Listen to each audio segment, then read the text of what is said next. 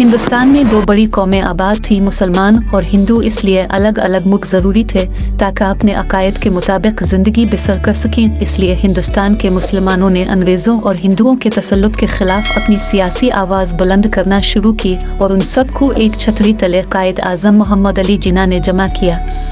तहरीक पाकिस्तान के कारकुनान की अमली फ़िक्री सियासी नज़रियाती जंग और कुर्बानियों की बदौलत पाकिस्तान हमें मिला। इस तहरीक आज़ादी में मर्द, औरतों, बच्चों, बूढ़ों और हर शोबा ज़िंदगी से ताल्लुक़ रखने वाले अफराद ने हिस्सा लिया था। बना किसी फ़ौज असलहे के अवाम ने उख़ुव्वत व इत्तेहाद के साथ आज़ादी की जंग लड़ी और आज़ाद वतन के ख्वाब को हकीकत का रंग दिया। इसमें हर तबके, हर उम्र के लोग शामिल थे, जिन्होंने खून पसीना एक करके अंग्रेज़ हुकूमत और हिंदू तसल्लुत के ख़िलाफ़ पुरम जिदोजहद की और 14 अगस्त 1947 को पाकिस्तान मारज़ वजूद में आया। सर सैयद अहमद ख़ान तहरीक आज़ादी के इन अकाबरीन में से एक हैं, जिन्होंने जिहाद बिलकलम की बुनियाद रखी, इंग्लिश लिटरेचर का उर्दू में तर्जमा किया और अलीगढ़ साइंटिफिक सोसाइटी की बुनियाद रखी। दो कौमी नज़रिए के हवाले से उन्होंने कहा, हिंदू और मुसलमान एक कौम के तौर पर तरक्की नहीं कर सकते। अलीगढ़ यूनिवर्सिटी की बुनियाद रखी, जिसके तहत मुसलमानों में तालीम को फ़रोग़ दिया गया। फिर मुस्लिम लीग की बुनियाद रखी गई। मुसलमानों के सियासी हुकूक की जहदोजहद का आगाज़ हुआ।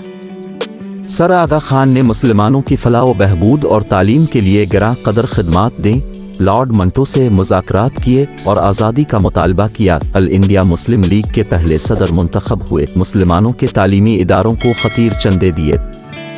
कायद आज़म मोहम्मद अली जिन्ना की सियासी बसीरत पर भरोसा करते हुए वो सियासत से अलग हो गए और फलाही काम जारी रखे। लियाकत अली खान ने 1923 में अल इंडिया मुस्लिम लीग में शमूलियत इख्तियार की, मुसलमानों के हुकूक के लिए जिदोजहद का आगाज़ किया। वो कायद आज़म के मोतमिद खास थे। उन्होंने हिंदुस्तान का पहला बजट बनाया। पाकिस्तान बनने के बाद वो पहले वज़ीर आज़म मिन्नतहुब हुए। आइन साजी का आगाज़ किया। मर्दों के साथ साथ ख्वातीन ने भी तहरीक पाकिस्तान में बढ़ चढ़ कर हिस्सा लिया और फातिमा जिन्ना, बेगम राना लियाकत, बेगम सलमा तसद्दुक, बेगम जहां आरा शाह नवाज, बेगम वकार अल निसा नून, लेडी हारून, बेगम जरी सरफराज, बेगम शाइस्ता इकराम उल्लाह व दीगर ख्वातीन ने मर्दों के शाना बशाना खड़े रहकर आज़ादी का इल्म बुलंद किया। तहरीक पाकिस्तान में भी ख्वातीन का किरदार बहुत कलीदी रहा। फातिमा जिन्ना जो बानी पाकिस्तान कायद आज़म मोहम्मद अली जिन्ना की बहन थी, वो अपने भाई की मुआविन थी। इनकी वजह से दीगर ख्वातीन भी इस जानिब राग़िब हुई और हिंदुस्तान की ख्वातीन ने मर्दों के शाना बशाना पाकिस्तान बनाने में हिस्सा लिया। हिंदुस्तान में दो बड़ी कौमें आबाद थीं, मुसलमान और हिंदू। इसलिए इनके लिए अलग अलग मुल्क ज़रूरी थे ताकि ये अपने अकायद के मुताबिक ज़िंदगी बसर कर सकें। इसलिए हिंदुस्तान के मुसलमानों ने अंग्रेज़ों और हिंदुओं के तसल्लुत के ख़िलाफ़ अपनी सियासी आवाज़ बुलंद करना शुरू की। हिंदुओं और मुसलमानों की तहज़ीब व सक़ाफ़त, अफ़कार व ख़यालात और तारीख़ सब जुदागाना थे और हैं। इसलिए हिंदुस्तान में रहने वाले मुसलमानों के लिए अलग वतन की ज़रूरत थी, जहां वो अपने मजहबी अकायद के हिसाब से आज़ादी से रह सकते। दो कौमी नज़रिए के पेश नज़र एक तवील जहदोजहद के बाद 14 अगस्त को हिंदुस्तान आज़ाद हुआ और पाकिस्तान वजूद में आया। इसके लिए बहुत कुर्बानियाँ दी गई और मुसलमान मर्द, ख्वातीन और बच्चों ने मिलकर तहरीक पाकिस्तान में हिस्सा लिया।